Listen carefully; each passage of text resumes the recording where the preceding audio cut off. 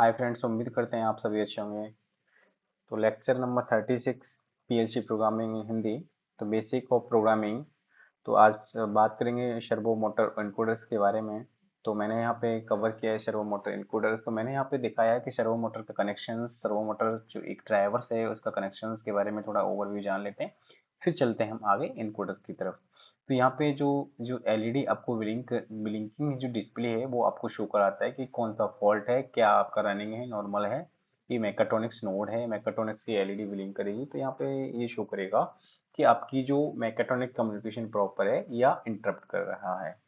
यहाँ पे जो ये दो नोड एड्रेस को शो करता है कि आपको जो एक सर्वो ड्राइवर्स आपने सेटअप किया है, तो हर एक ड्राइवर्स का, हर एक मोटर का एक यूनिक एड्रेस शो करता है। तो वो यहीं से एड्रेस को शो कराते हैं, एड्रेस को शो कराते हैं नोड को एड्रेस करके। ठीक है, तो यहाँ पे बात करते हैं ये जो मेन सर्किट्स है, यहाँ कंट्रोल सर्किट्स के बारे में शो कराया है, कनेक्शंस के बारे में बताया है।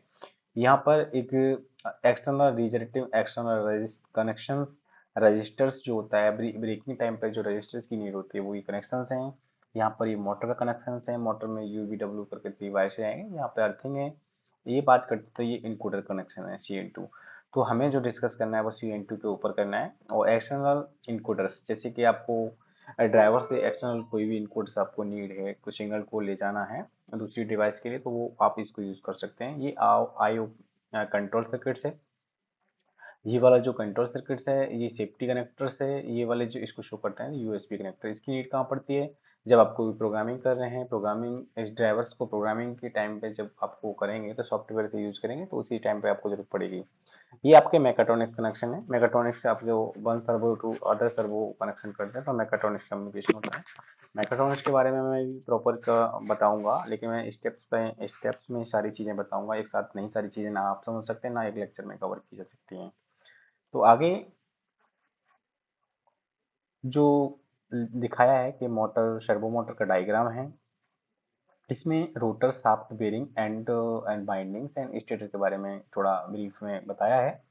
और आप काफ़ी आप स्टडी कर सकते हैं देख के भी। तो मैंने यहाँ पे जो बात किया है वो सर्वो मोटर्स की है। तो यहाँ सर्वो मोटर्स, जो सर्वो मोटर का एक ओवरव्यू है और एक 3D व्यू में दिखाया है। ये आपका रोटर है, ये एंड बेरिंग है, एंड बेरिंग यहाँ पर है, स्टार्ट बेरिंग है, ये शाफ्ट है। और बात करते हैं ये वाली जो केबल है वो इनकोडर्स की है। यहाँ वाला जो इनकोडर है, इनकोडर्स एंड ये पावर केबल है। ठीक है, आगे चलते हैं। अब सर्वो मोटर इनकोडर कनेक्शन, यहाँ जो EV pipe 5 volt and 0 volt, battery, battery minus, तो 7 पिन होती है। कोई भी अगर इनकोडर का आपके पास रहेगा तो उसमें 7 पिन रहेगी। तो 7 पिन में यहाँ कलर कोड की कोडिंग भी मैंने एक स्टैंडर्ड कलर कोड की कोडिंग केबल को शो किया है, जिसमें ये केबल जो है वो ओमरॉन का केबल है।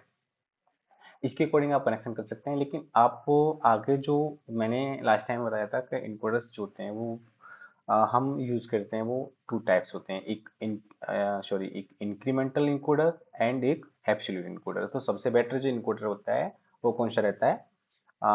बेसिकली अगर हम एफिशिएंसी के अकॉर्डिंग बात करते हैं तो incremental encoder is the best encoder, no need battery. अगर हम एक्सटर्नल इनकोडर में बात करते हैं, सॉरी एब्सोल्यूट इनकोडर में, तो हाँ बैटरी की जरूरत पड़ती है, हमें एक्सटर्नल बैटरी की जरूरत पड़ती है। तो मैंने यहाँ एब्सोल्यूट इनकोडर को स्पेसिफिकेशन में थोड़ा सो गया है। तो यहाँ पे आपको जो बैटरी बैकअप की नीड होगी, जब आप एब्सोल्यूट इनकोडर यूज करेंगे तो बैटरी बैकअप की नीड होगी। आप एक शॉर्ट में कोई चीज समझ सकते हैं, जैसे मान लो कोई सर्वो मोटर घूम रही है, और सर्वो मोटर घूम रही है तो आप नॉर्मल गति काउंट करना चाहते हैं, तो आप वहाँ इंक्रीमेंटल इनकोडर ले सकते हैं। उसकी स्पेसिफिकेशन काफी अच्छे रहेंगे, रेजोल्यूशन काफी अच्छा रहेगा।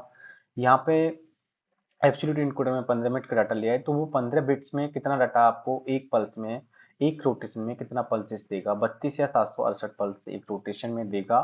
और जो एब्सोल्यूट इनकोडर की थोड़ी अगर हम बात करते हैं थोड़ी ब्रीफ में जाने के लिए, तो ये वर्क जो करता है, absolute encoder provide a unique digital code for each position for the motor of the shaft, position information, power losses and applications. अगर बात करते हैं इसमें पावर लॉसेस जो होते हैं, पावर लॉसेस अदर कंपैरिजन या इंक्रीमेंटल से ज़्यादा होते हैं। ठीक है, और जो इसमें जो आउटपुट सिग्नल है, plus plus S and minus S पे जो सिग्नल मिलेगा आउटपुट का। अब आगे का थोड़ा क्रिटिकल चीज़ें जो हैं वो कवर करूंगा। 18 बिट्स का है, 18 बिट्स में जो आपका इंक्रीमेंटल इनकोडर है, इसकी जो स्पेसिफिकेशन जो रेंज होती है, इनकोडर सिस्टम 18 बिट्स रहती है। ये डिपेंड करता है कि आपने इनकोडर किस तरीके की सिलेक्शन किए हैं। तो सिलेक्शन किए हैं तो वो सिलेक्शन पे डिपेंड करता है। तो यहाँ पे 18 बिट का इनकोडर है, तो 2,62,144 पल्स पर रोटेशन आपको देगा।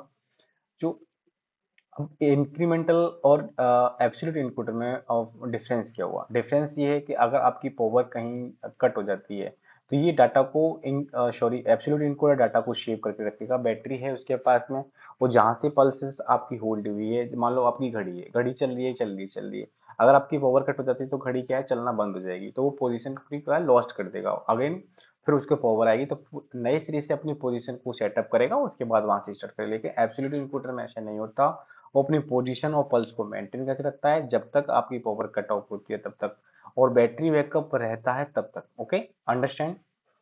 तो अब मैं यहाँ पे जो कवर करूंगा थोड़ा speed control and current control, ये जो एक हम हमें जरूरत कहाँ पड़ी इनकोडर की, क्यों नीड पड़ी? जैसे कोई हम लोग पोजिशनिंग कंट्रोल में कोई सर्वो मोटर को चलाने की कोशिश करेंगे, तो आपको आपने मोटर को रन कराया, आपने कमांड्स दिया और मोटर को रन कराया, मोटर रन हुआ, अपनी पोजीशन पे गया, उसको पोजीशन पे पहुंचा, उसको पता कैसे चलेगा कि दैट इज एग्जैक्ट पोजीशन जो आपने पोजीशन दिया है, जो पल्स आपने दी है?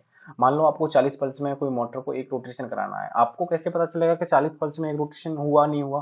प्रॉपर मोटर एक डेस्टिनेशन में पहुंचा है नहीं पहुंचा? तो उसको आइडेंटिफाई करने के लिए ही इनकोडर रहता है। इनकोडर एक स्पीड को भी काउंटर करता है और पोजीशन को भी, डेस्टिनेशन को भी पता करता है कि मोटर जो है, जिस जिस भी चीज को आप चला रहे हैं, कोई भी आइटम हो सकता है जिसको आप मूव करा रहे हैं, तो वो उसकी डेस्टिनेशन को पता करेगा कि वो डेस्टिनेशन पर सही डेस्टिनेशन में पहुंची है या नहीं पहुंची है। वो फीडबैक आपको देगा। फीडबैक किसको देगा? वो ड्राइवर्स को देगा। मैंने यहाँ पे बात किया था 15 बिट का, अगर रेजोल्यूशन में जो 15 बिट है और 18 बिट में क्या डिफरेंस होता है। 15 बिट का अगर इनपुट रहेगा तो वो आपका टू की पावर 15, तो यूनिक पोजीशन पर रिजोल्यूशन रहेगा 32 या 768 पल्स पर रिवॉल्यूशन आपको देगा। एक चक्कर में 32 या 768 पल्स देगा। और आपका अगर जो इनकोडर्स की बिट अगर 18 बिट है तो 2,62,144 यूनिक पोजीशन में नंबर ऑफ पल्स देगा 2,62,144। ओके, अब मैंने बात किया था सिस्टम टाइप्स में, जो सिस्टम टाइप्स में एक मैग्नेटिक इनकोडर्स था, एक ऑप्टिकल था। तो हमने यहाँ पे बात किया था लास्ट में, यहाँ पे सॉरी ऑप्टिकल इनकोडर्स, यहाँ पे भी ऑप्टिकल इनकोडर्स, ठीक है, 18 बिट का। तो यहाँ पे जो ऑप्टिकल और मैग्नेटिक इनकोडर में क्या रहता है, जैसे आपका जो इनकोडर रहेगा उसमें रोटरी, इसमें क्या रहेगा, रोटरी ड्रम रहेगा और इसमें रोटरी डिस्क रहेगा। अब डिस्क में क्या है, यहाँ पे एलईडी है, यहाँ पे ऑप्टोकपलर है। जैसे ही एलईडी के सामने अगर एलईडी का सिग्नल इसको रिसीव होगा तो एक पल्स जनरेट हो जाएगी, एक पल्स जनरेट हो जाएगी। अब यहाँ पर जैसे ही मैग्नेट के सामने, मैग्नेटिक जो सेंसर लगा है उसके सामने जैसे ही रिसीव होगा तो एक सिग्नल जनरेट हो जाएगा, that is magnetic optocouplers and optical optocouplers. ठीक है, तो वो डिपेंड करता है कि आपने किस तरीके से इनकोडर को लिया है। अब मैग्नेटिक इनकोडर से है ऑप्टिकल इनकोडर, तो आप कोई भी अगर इंटरव्यू क्वेश्चन है आप आसानी से रेस्पॉन्स कर सकते हैं कि कितने बिट का इनकोडर से आप यूज करें तो कितने सॉरी पल्स को आपको वो देगा, गिवन करेगा। ड्राइवर्स है या कुछ भी है, एवरीथिंग जो आप रिसीव कराना चाहते हैं। तो मुझे लगता है काफ़ी ये लेक्चर आपकी हेल्प रहेगा। फिर भी आपको लगता है को अभी मेरे को इसमें ये चीज़ बची है तो मैं आपका सपोर्ट करूंगा। You can ask me directly, I will definitely support. Thank you for watching this video. Okay.